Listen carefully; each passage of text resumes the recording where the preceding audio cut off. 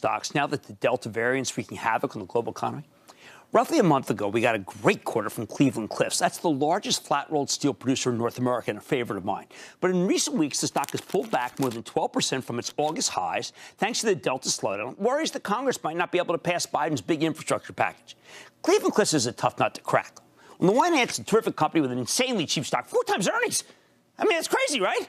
On the other hand, it's up nearly 800% over the last 18 months. If the economy really slows down, then steel prices could get hammered, translating into weaker earnings.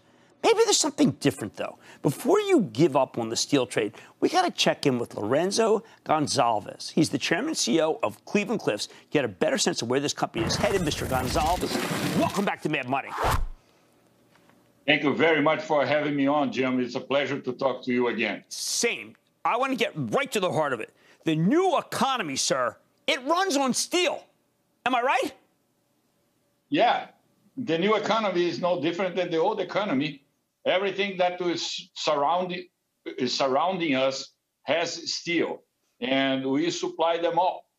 Cars, bridges, airports, wind towers, you name it, we are everywhere. But you're talking about things like when you talk about wind towers or solar extrusions, you're talking about secular growth, not the usual cyclical growth. I used to live next to Bethlehem Steel. One day it was great, then the next day it was bad. That's not what I'm seeing anymore. Things have changed. Management changed a little bit as well. We took over, and we are a different type of people. We run this business as a business. We run for profits. We run for the shareholders. We would like the shareholders to make money. And we run the business for return on investment. So these are all basics, and we run based on the basics. All right, people have to understand that in Bethlehem Steel in 1964, 4 out of the top 10 executives in this country worked at Bethlehem Steel, and they had 2 different golf courses. That's changed, obviously. I don't see golf courses in Lorenzo's future. But I do care tremendously about the automotive supply chain. Now, we know we have to be worried because of semiconductors. We know that things are slow because of that. But in truth, the steel business has never been better when it comes to autos. Well, we are self-sufficient. We are integrated. So we go from iron ore on the ground in Minnesota and Michigan all the way down to stamped parts. So we deal with mining trucks, and we deal with robots producing door rings for the car manufacturers. So we manage the supply chain for our clients. We are supplying fewer tons of steel to automotive due to the problems they have with their very complex supply chains. For us, it is a blessing. Demand is very hot. We are doing business with other sectors that are all firing in all engines, and we are doing quarter has been fantastic. Fourth quarter will be also very strong. So record over record, quarter over quarter. The street doesn't believe it. They think they've seen everything. Steel always goes down. The numbers next year, I think, are beatable if we get a federal infrastructure package, because steel of all different colorations continues to go higher in price. Well, they will believe when they see it, but by now they should have seen that prices have been going up for a year, and prices don't go up because we decide to do so. It's all about supply and demand. It's all about managing the costs properly, and it's all about understanding what the consumer is taking, and that's what we do. It's about time for these folks to get rid of the past and understand that we're dealing with the present and envisioning a future that will be bright for us. And I want people who are thinking about buying the stock, go over the conference calls, because Lorenzo's not shy about talking to analysts who don't know what they're doing, of which I agree with him. One thing that I found remarkable, $1,500 bonuses for people who get vaccinated, turned your whole place around when it comes to absenteeism and health, didn't it? Yeah. We did that. We got to a level of 75% company-wide in vaccination. We had locations. We had big steel plants like Indiana Harbor, the biggest steel plant in the country, 78% level of vaccination. Our new plant in Toledo, most modern direct reduction plant in the world, 81% vaccination rate. So we have herd immunity inside Cleveland-Cliffs.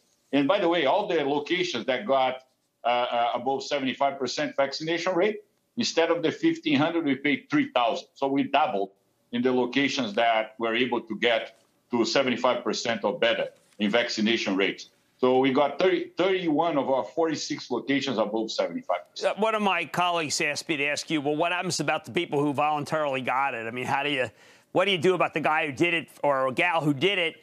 And then it turns out if you held out, you got a lot of money. Yeah, and some people that were vaccinated and they were not informing HR that they were vaccinated, I gave them 1,500 reasons to confess that they were vaccinated.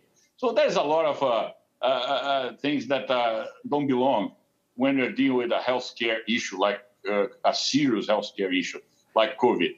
So I think we resolved that, and we're very pleased that we don't have a problem with COVID in our plants anymore. Now, I think people should know that you put together a couple of companies and people were very concerned about your balance sheet. I don't know. When I look at your balance sheet now, you're deleveraging rapidly. Well, we're at this point where we are at a leverage ratio that is less than 1 time EBITDA. So I was going through the numbers and seeing what the last 12 months show and what the next 12 months will show. Our run rate is below 1 time EBITDA. Very few companies can say that. And, okay, some skepticals still believe that steel prices are going to collapse next year. And I'll tell Jim, they are not going to collapse next year. No, absolutely. They are wrong.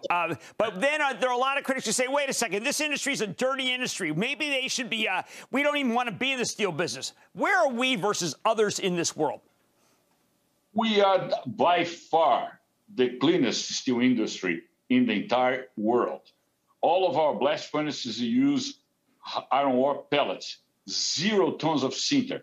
That's what China uses, and Japan uses, South Korea uses. China only uses sinter. We do exactly the opposite. We use only pellets. We also have more electric arc furnaces than any other country in the world. 70+% of steel production through electric arc furnaces. Cleveland-Cliffs is a mix of blast furnaces and electric arc furnaces. So we have absolutely no iron. By the way, we use HBI, hot briquetted iron, in all of our blast furnaces, and we have the most modern and most environmentally friendly direct reduction plant in the world. They spent $1 billion to do that.